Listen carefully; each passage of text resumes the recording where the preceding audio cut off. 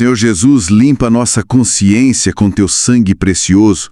Declaramos que em nós mesmos somos fracos, frágeis e mortais. Por isso não deixamos de invocar o teu nome. Reconhecemos teu governo em nós.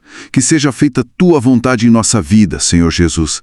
Remove os espinhos e as pedras em nosso coração que impedem de o Senhor como semente da vida crescer em nós. Precisamos de ti. Sem ti não podemos nada, Senhor Jesus. Aplica o óleo e o vinho em nossas feridas, cura nosso coração e restaura nossa alma. Obrigado por tudo em nome do Senhor Jesus. Amém. Bem-vindos ao canal da Vida, o Trigo Mais Fino, para mais uma exposição das riquezas insondáveis do Deus Triuno. Hoje a nossa conversa vai mergulhar num tema fundamental apresentado por certos ministros, a economia eterna de Deus. A ideia é tentar entender melhor o plano central de Deus nas Escrituras, né? Com foco nesse propósito dele de se manifestar, de se reproduzir na humanidade. Vamos desempacotar um pouco isso. O conceito principal é essa economia eterna de Deus. O que exatamente esse termo quer dizer na visão desses ministros? Parece ir além de, um simples calendário de eventos históricos. Talvez tenha a ver com Efésios 1, versículos 9 e 10. Exatamente. A economia de Deus, como é apresentada, é vista como o plano eterno dele, sabe? O desejo do coração de Deus, algo que vem lá da eternidade e é totalmente centrada em Cristo. Centrada em Cristo. Sim.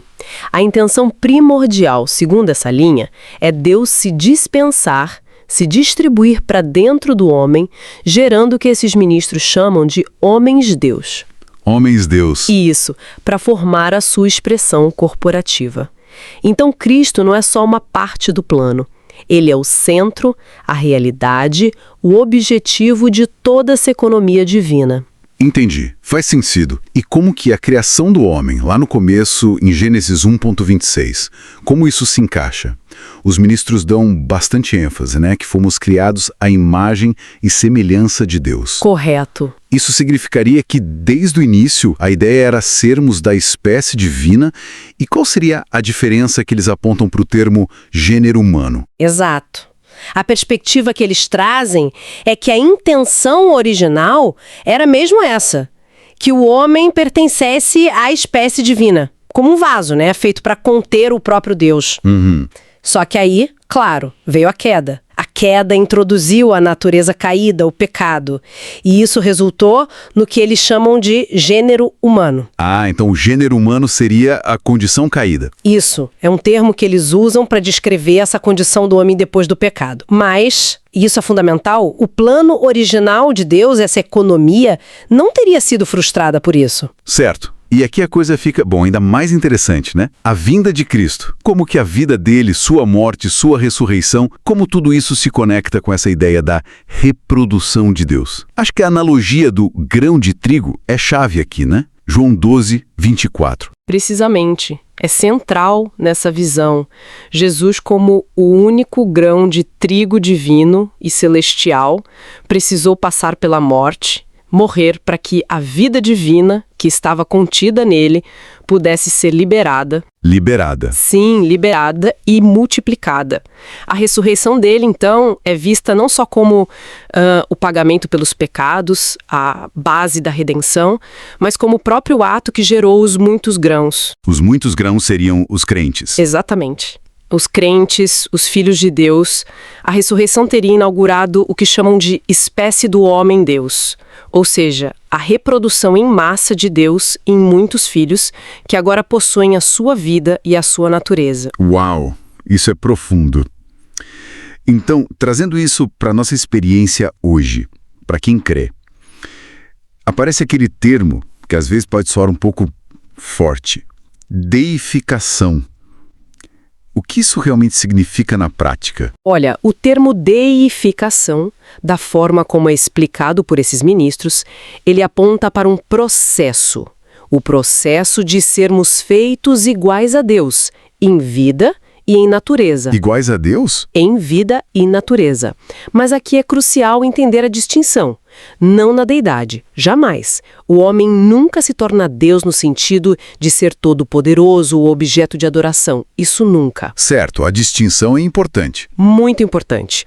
Trata-se de um processo divino que começa lá na regeneração, quando recebemos a vida de Deus, e continua pela vida da igreja, através da transformação.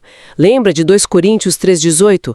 Sendo transformados de glória em glória. Sim, na sua imagem. Exato, sendo conformados à imagem de Cristo, como diz Romanos 8,29. Isso significa, na prática, viver pela vida divina que está dentro de nós, e não mais pela nossa vida natural caída. O próprio Paulo disse isso, Filipenses 1,21, porque para mim o viver é Cristo. O viver é Cristo. Essa é considerada por eles a cume do Evangelho. Uma verdade muito elevada que, segundo esses ministros, foi percebida por pais da igreja como Atanásio e que está sendo redescoberta hoje. Entendi. É um chamado a uma experiência bem prática, então. E qual seria a visão de futuro? O objetivo final dessa economia de Deus, nessa interpretação? O desejo de Deus, nessa linha de pensamento, é que tudo isso culmine no que eles chamam de um novo avivamento.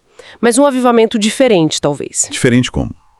Marcado não só por muitas pessoas crendo, mas pela manifestação prática do viver desses muitos homens-deus aqui na Terra. O alvo final é a expressão corporativa plena de Deus. Corporativa, a igreja como corpo. Exatamente.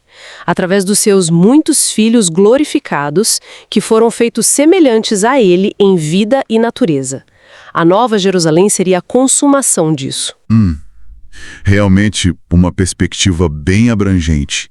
Fica então uma reflexão, Como que essa compreensão, essa consciência de pertencer à espécie do homem-deus, de ser participante da vida e da natureza divinas, como isso poderia de fato impactar a maneira como cada um encara o dia a dia, as lutas, as vitórias? Se você gostou desta exposição da palavra e ela te edificou, inscreva-se no canal O Trigo Mais Fino e compartilhe com outras pessoas que poderão também desfrutar destas riquezas de Cristo.